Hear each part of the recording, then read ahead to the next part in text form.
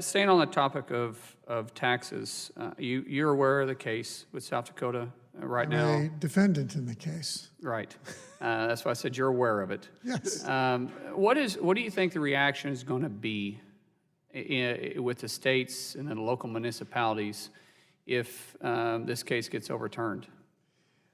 Well, I guess it depends how it's overturned. If it's overturned and remote sellers now owe taxes that they weren't required to collect and now have to pay out of their bottom lines, it's going to be a problem. I've long been a proponent of Congress acting and taking the invitation that the Supreme Court gave it in Quill and putting together fair legislation. I don't think that the court should be legislating, but I think the Congress should be. And I think that the ideas that Chairman Goodlatte and others have put out are good, fair solutions that work for both remote sellers and point-of-sale sellers. Mr. Johnson, Mr. Goodlatte, his bill, he doesn't have a bill. It hasn't been marked up. There hasn't been a bill placed. But Representative Kristi Noem's bill is out there.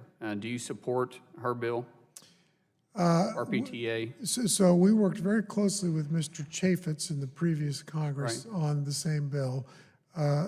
We do support it.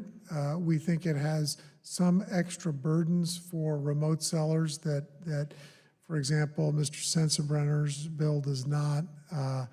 And we're concerned that it allows the states to reach across borders and put regulations in place that aren't appropriate, but we have expressed our support for it. It would be, I get your concerns. They're legit concerns. However, I do agree with you. RTPA is a much better solution than allowing our court system to make this decision. I believe at that point we have a potential for a lot worse consequences for retailers, because you're going to have a hodgepodge possibly of rules and regulations that you're going to have to deal with. And so we're encouraging that RTPA be brought up too. I'm helping my Congresswoman Kristi Noem on this. Appreciate your support for it too. That means a lot to us.